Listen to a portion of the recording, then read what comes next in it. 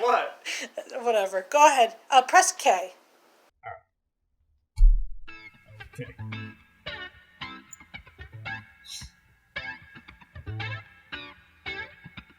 The limousines arriving, the night is warm with wine. Beautiful people stepping out to see what they can find. Lonely people. Okay, hold on a second here. Looking for love, anticipation. Now this reminds me of some stuff. Lonely people. Looking for love in the nighttime. This is some really cheesy shit. This is some good cheesy shit. Nice guitar solo. Is this a keyboard player's album?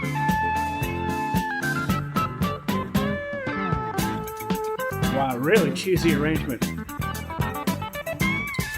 Good drums though, sounds like Steve Gadd, honestly. All the bars are closing, see the neon lights shut down. It's always just the lonely ones left to hang around.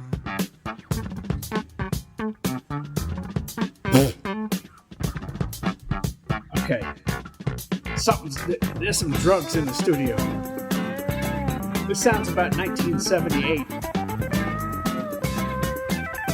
Lonely people, California conversation, looking for love.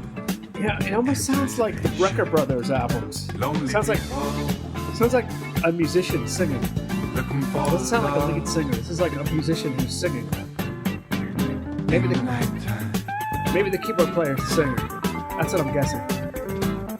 Sounds like Steve Gadd on drums, but I'm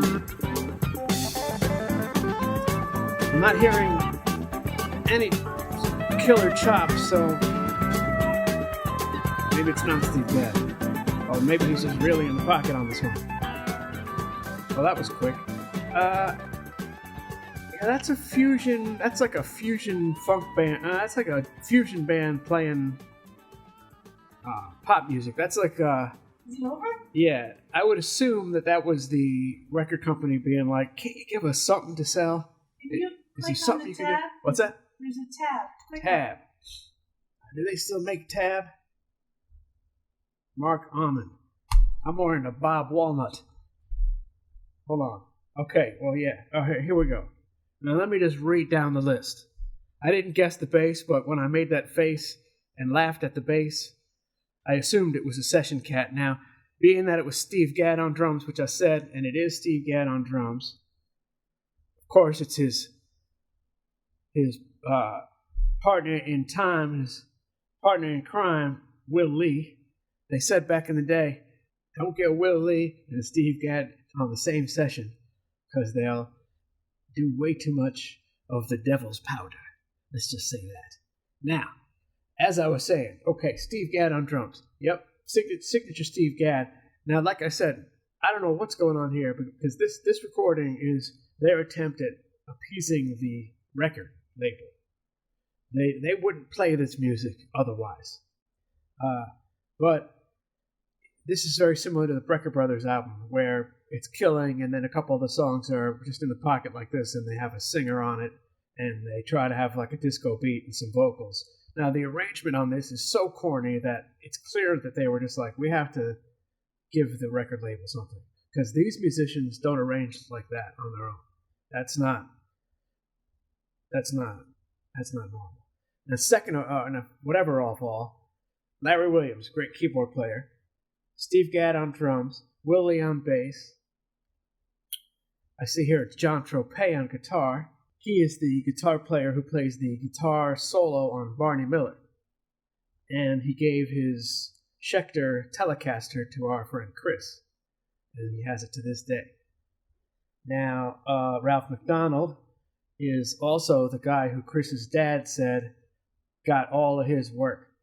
And Ralph McDonald, and I'm very surprised that Jimmy's not on this album, because it's all the guys that he would be playing with. But Ralph McDonald, if it wasn't him, it would be Ralph McDonald.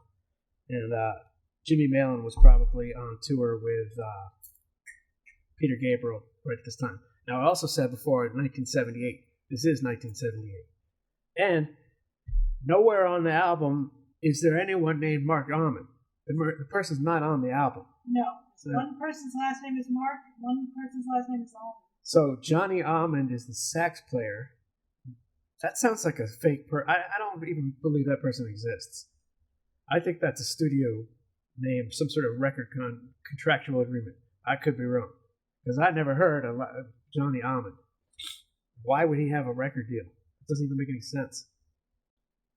The other person, John Mark? Who the fuck is that? I don't know. These are fake people. This is like Joe Mayo. Say goodbye and thank you. Well, I got a lot more on this, but okay. Oh, what do you want to say? No, it's all good. No. What do you want to say? I'm just saying, this music right here is New York session players. And this is right in my wheelhouse of what I know the most about.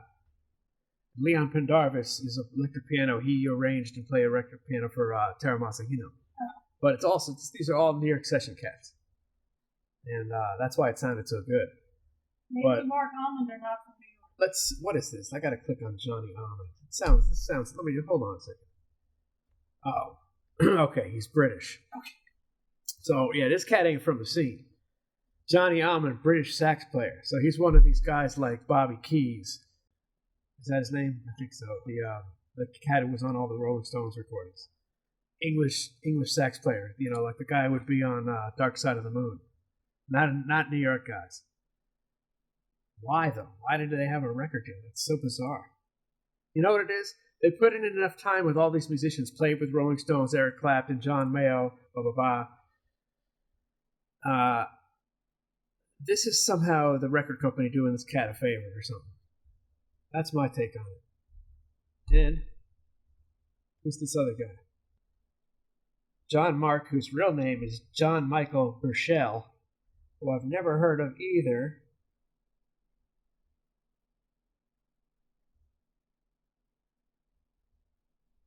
Very bizarre. Never heard of him. Never heard of any of the people he's played with. Will you listen to more of this album because let's see, Gad and Lily? I would listen to it. I would graze over it. I don't mind it. It's good. I mean, the only thing about it is like John Mark and whatever Almond, that guy, are like the weakest part of the band. So it's like, it's cool, but it's only cool because they got all those guys from New York they're playing with.